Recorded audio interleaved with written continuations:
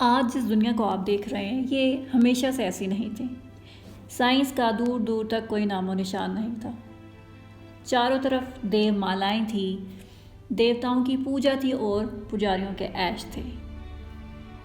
دنیا کی تخلیق کا باعث دیوتا تھے جن کو خوش کرنے کے لیے قربانیاں تھیں۔ کسی بھی آفت یا جنگ کا باعث دیوتا تھے اور ان کا قہر تھا۔ دیوتا خوش تھے تو فصلیں بھی اچھی تھیں۔ تو ہم کہہ سکتے ہیں کہ شعوری لحاظ سے انسانیت کا تاریک دور تھا۔ ایسے وقت میں تھیلیس وہ پہلا انسان تھا جس نے عقلی بنیاد پر یونان میں پہلا سوال پوچھا، یہ دنیا کس چیز سے بنی ہے؟ اور پھر اسی سوال کا جواب دیا کہ دنیا اور اس میں پائی جانے والی ہر چیز پانی سے بنی ہے۔ تھیلیس بنیادی طور پر ایک مونوئس تھا اور اسی لیے اس کے خیال میں پانی ہی وہ واحد سبسٹانس تھا جس سے یہ کائنات بنائی گئی تھی۔ ہمیں اس بات پر غور کرنا ہے کہ یہاں اہمیت جواب کی نہیں ہے بلکہ سوال کی ہے۔ تلاش کرنے سے کبھی نہ کبھی صحیح جواب مل ہی جاتا ہے۔ بے شک تھیلیس کو صحیح جواب نہیں ملا، مگر درست سوال پوچھ کر تھیلیس نے ساکت پانی میں پہلا پتھر پھینک دیا تھا۔ اسی دوران تھیلیس نے سائنس کی بھی شروعات کی اور سورج گرہن کی درست پیشن گوئی کی اور اس کے علاوہ اہرام مصر کی صحیح پیمائش بتا کر جیومیٹری کی بھی بنیاد رکھی۔ اس کے بعد پائتھاگورس نے ریاضی اور جیومیٹری کے علاوہ فلسفے کو بھی بڑھاوا دیا۔ اس نے ہندو فلسفے کی طرح روح کا نظریہ پیش کیا اور انسان کی نجات کو روح کی نجات سے جوڑ دیا۔ انیکزیمینز نے تھیلیس کے فلسفے پر سوال اٹھایا کہ صرف پانی سے زندگی کیسے جنم لے سکتی ہے، اور پھر خود ہی اس کا جواب دیا کہ زندگی گیلی مٹی سے جنم لیتی، یعنی زندگی دو عناصر پر مشتمل ہے، ایک پانی اور دوسرا مٹی۔ زندگی جنم لینے کے بعد مختلف ایوولوشنری سٹیجز سے گزرتی ہے اور یوں مختلف جانور، پرندے، مچھلیاں، کیڑے مکوڑے وغیرہ جنم لیتے ہیں۔ انیکزیمینز کو ہم ڈارون کا پیش رو بھی کہہ سکتے ہیں۔ ہیراکلیٹس نے پوچھا صرف پانی اور مٹی کس طرح زندگی کو جنم دے سکتے ہیں، اور پھر اس کا جواب دیا آگ کی مدد سے، یعنی زندگی کے 3 عناصر ہیں، پانی، مٹی اور آگ۔ اس کے علاوہ ہیراکلیٹس کا یہ بھی ماننا تھا کہ دنیا کسی دریا کی طرح مسلسل بہہ رہی ہے اور اس میں مسلسل تبدیلی آ رہی ہے۔ زینو اور فلئی نے کہا کہ یہ وجود کی کثرت کچھ بھی نہیں ہے، دراصل یہ ایک وجود کے مختلف روپ ہیں۔ بعد میں زینو کا یہی نظریہ ہمیں وحدت الوجود کا روپ اختیار کرتا ہوا نظر آتا ہے۔ پارمیڈیز کا کہنا تھا کہ ہماری سینسز ہمیں دھوکہ دیتے ہیں، حقیقت ویسی نہیں ہوتی جیسی دکھتی ہے، لہٰذا ہمیں اپنی سینسز پر بھروسہ نہیں کرنا چاہیے۔ ایمپیڈوکلس نے کہا کہ زندگی ہوا، آگ، پانی اور مٹی سے جنم لیتی ہے، اور اس کے خیال میں میٹر اٹرنل ہے، اس کا کوئی آغاز ہے نہ انجام۔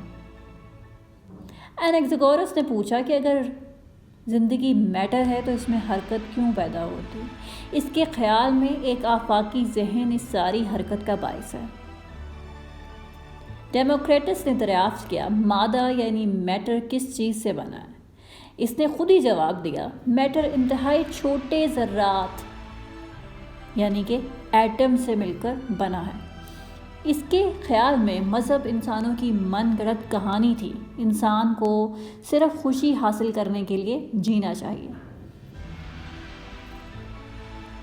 اب آپ یہ کہیں گے کہ جو جوابات 2 صدیوں میں ان فلسفیوں نے دیے تو یہ تو آج کے مڈل اسکول کے اسٹوڈنٹ کو بھی پتہ ہے، لیکن ہمیں یہ سمجھنے کی ضرورت ہے کہ اہمیت ان کے جوابات کی نہیں ہے، بلکہ اہمیت ان چند سوالات کی ہے جو اس دور میں پوچھے گئے۔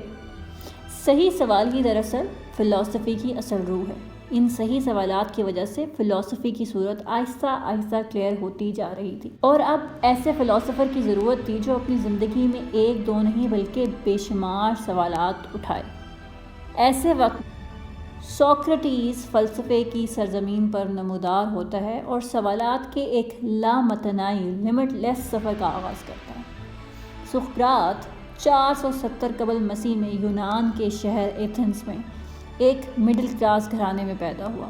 سقراط بچپن سے ہی سوچ و بچار کا عادی تھا۔ کبھی کبھار تو اسے سوچ بچار کے ایسے دورے پڑتے کہ وہ کئی گھنٹوں ایک ہی جگہ بیٹھ کر سوچتا رہتا۔ سچائی کی خاطر جان دینے والے اس عظیم فلسفر نے زندگی کے چند برس فوجی کی حیثیت سے جنگ لڑتے ہوئے گزارے اور زندگی کا باقی حصہ فلسفی کی خدمت کرتے ہوئے گزارا۔ سقراط ہر روز کسی بازار کے چوک میں جا بیٹھتا تھا اور وہاں موجود ایتھنز کے نوجوانوں سے کسی نہ کسی مسئلے پر گفتگو کرتا رہتا اور ان سے مختلف سوال پوچھتا۔ ان نوجوانوں میں پلیٹو، ارسطوفینس، زینوفن میں سہرے فہرست تھے۔ زیادہ تر گفتگو کے موضوعات سیاست، عدل، عقل، سچائی، جمہوریت وغیرہ ہوتے تھے۔ ان تمام موضوعات پر سوفسٹ بھی عبور رکھتے تھے اور اس زمانے کے امراء کے بچوں کو پیسے کے بدلے فلسفہ پڑھاتے تھے۔ سقراط ان سوفسٹ کے تمام نظریات کے خلاف تھا۔ اس نے ایک اپنا طریقہ کار ایجاد کیا جسے مکالمہ یا ڈائلیکٹک میتھڈ کا نام دیا گیا۔ ایک روایت ہے کہ اس دور کے عقل کے دیوتا نے بھی سقراط کو دنیا کا ذہین ترین آدمی قرار دیا تھا۔ یہ خبر جب سقراط تک پہنچی تو وہ پریشان ہو گیا کیونکہ اس نے خود کو کبھی عقل مند تصور نہیں کیا تھا۔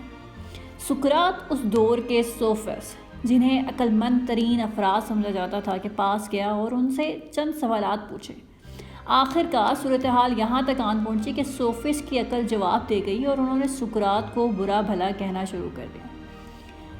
آخر کار سقراط اس نتیجے پر پہنچا کہ یہ نام نہاد سوفسٹ مکمل طور پر جاہل ہیں لیکن یہ اپنی جہالت سے ناواقف ہیں۔